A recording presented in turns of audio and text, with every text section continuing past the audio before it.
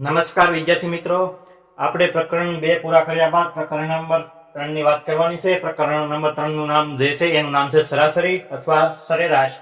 આના દાખલા પણ પરીક્ષામાં પૂછાય છે અને આ ચેપ્ટર એકદમ સરળ ચેપ્ટર ગણી શકાય તો સરાસરી ગણાય છે. બધા ચેપ્ટર કરતા આ ચેપ્ટર ખૂબ જ સરળ છે, તો આપણે આની વાત કરવાની છે. તો જો તમે અમારી ચેનલ પર નવા હોવ તો અમારી ચેનલને સબસ્ક્રાઇબ કરવાનું ભૂલશો નહીં, જેથી કરીને કોઈ પણ નવી અપડેટ આવે તો સૌથી પહેલા માહિતી તમને મળી રહે. કોઈ પણ નવો વિડીયો આવે અથવા કોઈ પણ પ્રકારની માહિતી આવે તો સૌથી પહેલા આ માહિતી તમને મળી રહે એ માટે બેલ આઇકનને પણ દબાવવાનું ભૂલશો નહીં. તો આજે આપણે વાત કરવાની છે પ્રકરણ નંબર 3 સરાસરીની. ગણિતની અંદર ત્રીજું પ્રકરણ, જેને આપણે સરાસરી અથવા સરેરાશ કહી શકાય છે. તો આપણે આજે આને સમજૂતી સાથે વિસ્તારપૂર્વક સમજવાનું છે. સમજૂતી, સૂત્ર, દાખલા બધું આપણે સમજવાનું છે. આના દાખલા કઈ રીતના પૂછાય છે, પરીક્ષાની અંદર કઈ રીતનું ફોર્મેટ હોય છે, એ આપણે બધી માહિતી લેવાની છે. તો આજે આપણે સરાસરી વિશે તો આપણે શરૂઆત કરીએ. તો હવે આપણે શરૂઆત કરીએ છીએ સમજૂતીથી કે આ સરાસરી ચેપ્ટરની અંદર, સરાસરી પ્રકરણની અંદર શું શું આવે છે, કઈ રીતના દાખલા હોય છે, રકમ કઈ રીતની હોય છે, આજે આપણે બધી માહિતી લેવાની છે. તો અહીંયા આપણે સમજૂતીથી શરૂઆત કરીએ તો 2 અથવા 2 કરતા વધુ એક જ પ્રકારની સંખ્યાઓના સરવાળાને તે સંખ્યાઓની સંખ્યા વડે ભાગવાથી મળતું પરિણામ તે સંખ્યાઓની સરાસરી કહેવાય છે. હવે આપણને અહીંયા 2 લાઈન લખેલી છે, એનો મતલબ આપણે સમજવો ખૂબ જ જરૂરી છે, જેથી કરીને આપણને દાખલામાં સરળતા રહે. તો અહીંયા આપણને કીધું છે 2 અથવા 2 કરતા વધુ એક જ પ્રકારની સંખ્યાઓના સરવાળાને તે સંખ્યાઓની સંખ્યા વડે ભાગવાથી મળતું પરિણામ તે સંખ્યાઓની સરાસરી કહેવાય છે. હવે આપણે આ બંને લાઈનને સમજવા માટે સૌપ્રથમ આપણે એનું ઉદાહરણ જોવું પડે. તો આપણે પહેલા સૂત્ર જોઈ લઈએ કે આપણે સરાસરી અથવા સરેરાશ શોધવા માટેનું સૂત્ર શું છે. તો આપેલી સંખ્યાઓનો સરવાળો અને એના છેદમાં કુલ સંખ્યા. તો આ સૂત્ર જે છે એ આપણે યાદ રાખવાનું છે. આ સૂત્રના આધારે આપણે સરાસરીના દાખલા ભણવાના છે. તો આગળ પણ આના આધારે દાખલા આવશે. તો આ સૂત્રને આપણે બુકમાં લખીને યાદ રાખવું જોઈશે, તો જ આપણને દાખલા આવડશે. કે અહીં આપણને સરાસરીનું સૂત્ર જોવા મળે છે કે આપેલી સંખ્યાઓનો સરવાળો અને એના છેદમાં કુલ સંખ્યા. તો આ આપણે કઈ રીતના આવે એ આપણે ઉદાહરણ દ્વારા સમજવાનું છે. નીચેના ઉદાહરણ દ્વારા તો આપણે સરાસરીને સરેરાશ પણ કહેવાય છે. હવે પરીક્ષાની અંદર તમને એમ કહે કે 14, 16, 18, 20 ની સરેરાશ જણાવો. તો હવે આપણે જો ભણ્યા ના હોય કે આપણે સરેરાશને સરાસરી કહેવાય તો આપણને ખ્યાલ આવે નહીં કે આ રીતના દાખલો ગણવાનો છે. તો આ પણ શબ્દ લખી રાખજો કે સરાસરીને સરેરાશ કહેવામાં આવે છે. તો હવે આપણે એનું ઉદાહરણ જોવું હોય કે આપણને સરેરાશ કઈ રીતના મળે તો આપણે એનું ઉદાહરણ દ્વારા સમજી શકીએ. તો અહીંયા આપણને એક રકમ આપેલી છે 14, 16, 18 અને 20 ની સરાસરી જણાવો, સરાસરી અથવા સરેરાશ. તો હવે આપણે આ જે રકમ આપેલી છે એ આપણને અહીંયા દર્શાવવામાં આવે છે. તો આપણને 68 ના છેદમાં 4 કરીએ તો 17 એ છે આપણને સરાસરી મળે છે. પણ 68 અને 4 કઈ રીતના આવે છે એ આપણે મેળવવાનું છે. તો આપણને અહીંયા દેખાય છે 14, 16, 18 અને 20. તો અહીંયા પણ 14, 16, 18 અને 20 આ બધી રકમનો એક સાથે આપણે સરવાળો કરવાનો છે. તો 14 + 16 + 18 + 20 તો આપણને 68 મળે છે.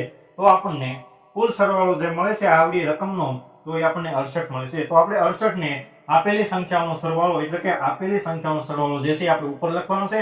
અને હવે આપણે 4 ક્યાંથી આવે છે એ પણ ગોતવાનો છે. તો આની અંદર આપણને 1, 2, 3 અને 4 ટોટલ રકમ દેખાય છે, જેમ અહીંયા આપણને દર્શાવેલું છે 1, 2, 3 અને 4.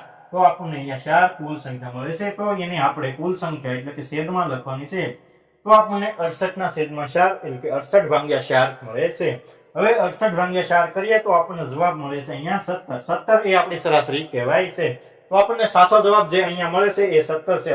68/4 કરીએ તો આપણને 17 જે છે એ આપણને સરેરાશ અથવા સરાસરી મળે છે. તો હવે આની પછી આપણે દાખલા ભણવાના છે. આના દાખલા કઈ રીતના હોય છે, પરીક્ષાની અંદર કઈ રીતના પૂછાય છે, એ બધી આપણે માહિતી ભણવાની છે. તો હવે આપણે સરળ દાખલાની શરૂઆત. દાખલા નંબર 1 આપણને અહીંયા રકમ આપેલી છે. અહીંયા આપણે 3 દાખલા આપેલા છે એક સાથે. તો આપણે ત્રણેય દાખલાને વિસ્તારપૂર્વક સમજવાના છે અને જવાબ મેળવવાના છે, જેથી કરીને પરીક્ષામાં આવા કોઈ પણ પ્રકારના દાખલા પૂછાય તો તમને જવાબ મેળવવામાં એકદમ સરળતા રહે અને એકદમ સાચો જવાબ આવે અને તમારા રોકડા માર્ક આવે અને તમે પરીક્ષામાં પાસ થાવ.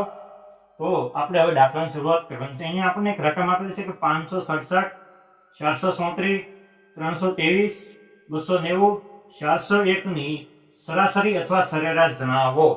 તો આપણને અહીંયા રકમ આપેલી છે. તો હવે આપણે સમજૂતીમાં જેમ આગળ સમજ્યા કે આપણે કઈ રીતનું સૂત્ર લગાડવું, કઈ રીતનો દાખલાનો જવાબ મેળવવો, તો આપણે સૂત્ર આધારિત જ દાખલા ગણવાના થશે. તો હવે આપણે અહીંયા સરાસરી બરાબર કુલ સંખ્યાઓનો સરવાળો અને એના છેદમાં કુલ સંખ્યા. તો આપણને કુલ સંખ્યાનો સરવાળો એટલે કે અહીંયા જે રકમ આપેલી છે એ સંખ્યાઓનો સરવાળો કરશું તો 567 પ્લસ 437 વત્તા 323 વત્તા 290 વત્તા 401 અને એના છેદમાં કુલ રકમ એટલે કે કુલ સંખ્યા જે આપેલી છે 1 2 3 4 ને 5 તો આપણે 5 મૂકવાના છે. તો હવે આ બધાનો સરવાળો કરીએ તો આપણને અહીંયા જવાબ મળે છે 2015 અને 2015 ભાગ્યા 5 કરીએ તો આપણને 403 જે છે એ જવાબ મળે છે. તો આ રકમની જે સરાસરી છે એ 403 આવે છે. તો આપણે પહેલો દાખલો હતો એ એકદમ સરળ છે, સૂત્ર મુજબ જ ગણતરી કરવાની છે. હવે દાખલા નંબર 2. અહીંયા આ દાખલામાં થોડીક વસ્તુ અલગ છે તો એ પણ આપણે સમજવાની છે. દાખલા નંબર 2 કે 20 વસ્તુઓની સરેરાશ 18 છે, એમાં 3 નો ઘટાડો કરવામાં આવે તો નવી સરાસરી કેટલી થાય? તો અહીંયા આપણને સરેરાશ આપેલી છે. હા, તો 20 વસ્તુની સરેરાશ જે છે એ આપણે 18 આપેલી છે. હવે આની અંદર 3 નો ઘટાડો કરવામાં આવે તો નવી સરાસરી કેટલી થાય? તો આપણને કુલ મૂલ્ય જે છે એ 20 ગુણ્યા 18 કરીએ તો આપણને 360 એ કુલ સંખ્યા એટલે કે કુલ સંખ્યાનો સરવાળો જે છે એ 20 ગુણ્યા 18 કરીએ તો 360 મળે છે. હવે આની અંદર અહીંયા લખેલું છે કે 3 નો ઘટાડો કરવામાં આવે તો નવી સરાસરી કેટલી થાય? તો હવે આપણે આની અંદર 3 નો ઘટાડો કરવામાં છે તો અહીંયા કુલ કેટલી વસ્તુ હતી? તો કે 20 વસ્તુ હતી. હવે અંદર 3 નો ઘટાડો કરવામાં આવશે તો 20 ગુણ્યા 3 તો 20 તેરીને 60 તો આપણે 360 કે જે કુલ મૂલ્ય છે એમાંથી આપણે આ જે 3 નો ઘટાડો છે એ બાદ કરવાનો છે તો 360 માંથી આપણે 60 ને બાદ કરવાના છે. તો અહીંયા આપણને કુલ સંખ્યાનો સરવાળો જે છે એ 300 મળે છે. તો હવે આપણે સરાસરી શોધવાની છે. આ સૂત્ર જ મૂકવાનું છે કે કુલ સંખ્યાનો સરવાળો એના છેદમાં કુલ સંખ્યાનો સરવાળો એટલે કે 300 અને કુલ સંખ્યા એટલે કે અહીંયા આપણને 20 વસ્તુ આપેલી છે તો એ 20 વસ્તુ તો 300 ભાગ્યા 20 કરીએ તો મીંડું જાય 30 ભાગ્યા 2 તો 15 દુ 30 થાય તો આપણને અહીંયા 700 મળે છે. તો આવો દાખલો હોય તો આવી રીતના ગણતરી કરવાની છે. તો આપણે શરૂઆતથી સમજીએ કે 20 વસ્તુની સરેરાશ 18 છે.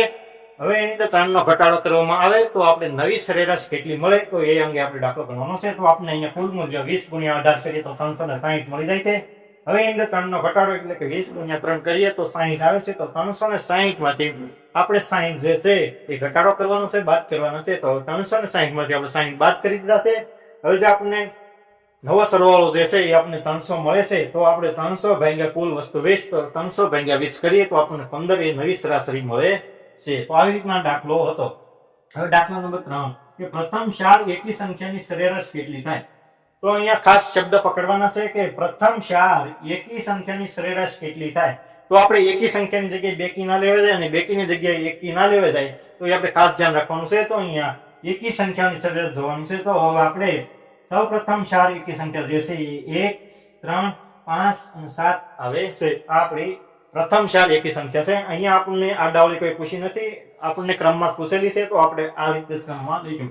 તો 1 + 3 4 4 ને 5 9 9 ને 7 16 તો આપણને કુલ સંખ્યાનો સરવાળો છે એ 16 મળે છે. અને આપણને કુલ સંખ્યા 1 2 3 અને 4 આપેલી છે તો 16 ભાગ્યા 4 કરીએ તો 100 કે 16 તો આપણને સરેરાશ જે છે એ 4 મળે છે. તો પ્રથમ 4 એકી સંખ્યાની સરેરાશ જે છે આપણને 4 મળે છે. તો આવી રીતના કંઈક આપણે દાખલા હોય છે સરાસરીની અંદર, આમાંથી પણ જો અલગ દાખલા આવશે તો એ પણ આપણે ભણવાના છે. આપણે દરેક પ્રકારના ઉદાહરણો ભણવાના છે જેથી કરીને આપણને પરીક્ષામાં કોઈ પણ પ્રકારની મૂંઝવણ રહે નહીં. જો તમને હજી પણ કોઈ પણ પ્રકારની મૂંઝવણ થતી હોય તો તમે મારો કોન્ટેક્ટ કરી શકો છો અથવા વિડીયોના કોમેન્ટ બોક્સની અંદર જે પણ પ્રકારનો પ્રશ્ન થતો હોય તો એ તમે મને પૂછી શકો છો જેથી હું તમને સચોટ માહિતી આપી શકું. તો આપણે અહીંયા પાર્ટ 1 પૂરો થાય છે. પાર્ટ 2 માં આપણે આનાથી પણ વધારે દાખલા જોવાના છે. કોઈ પણ નવી વસ્તુ આવશે તો એ પણ આપણે જોવાની છે. પરીક્ષામાં કઈ રીતનું પૂછાશે એ પણ જોવાનું છે. પરીક્ષામાં કેટલું ઇમ્પોર્ટન્ટ છે એ પણ જોવાનું છે.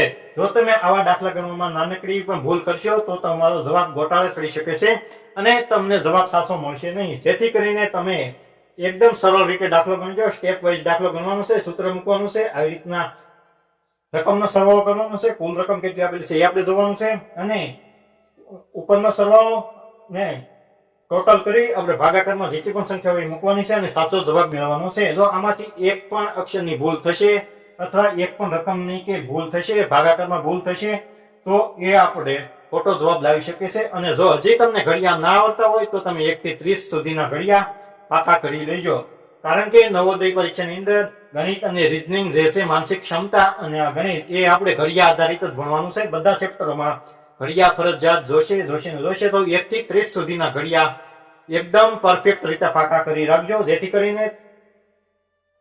જેથી કરીને પરીક્ષાની અંદર તમારે આડાવાળા ફાંફા મારવા ના પડે. અને જો તમને ઘડિયા આવડતા હોય તો તમે ડાયરેક્ટલી જવાબ મેળવી શકો.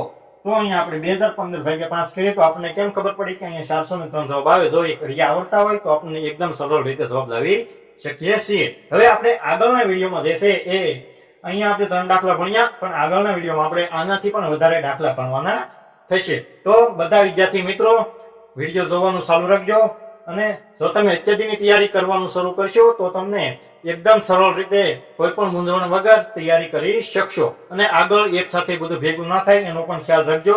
એક પછી એક ચેપ્ટર વાઇઝ આપણે ધ્યાન રાખીને તૈયારી કરવાની છે, જેથી કરીને આપણે નવોદયની પરીક્ષાની અંદર પાસ થઈ શકીએ. જો તમે પાસ થશો તો તમારે આગળનો અભ્યાસ જે છે એ ખૂબ જ આસાનીથી પૂરો થશે અને કોઈ પણ પ્રકારની મૂંઝવણ થશે નહીં. તો હવે આપણે આ વિડીયોને અહીંયા પૂરો કરીએ છીએ. જો તમે અમારી ચેનલ પર નવા હો તો અમારી ચેનલને સબસ્ક્રાઇબ કરવાનું બિલકુલ ચૂકશો નહીં, જેથી કરીને કોઈ પણ નવી અપડેટ આવે અથવા નવો વિડીયો આવે તો સૌથી પહેલા તમને માહિતી મળી રહે. તમારી આજુબાજુમાં કોઈ પણ વિદ્યાર્થી નવોદયની તૈયારી કરતું હોય તો એમના સુધી આ મારા દરેક વિડીયોને પહોંચાડવા વિનંતી છે, જેથી કરીને કોઈ પણ વિદ્યાર્થી પાછળ ના રહી જાય, દરેક વિદ્યાર્થીના સપના સફળ થાય અને નવોદયની અંદર આસાનીથી પાસ થઈ શકે. તો ધન્યવાદ.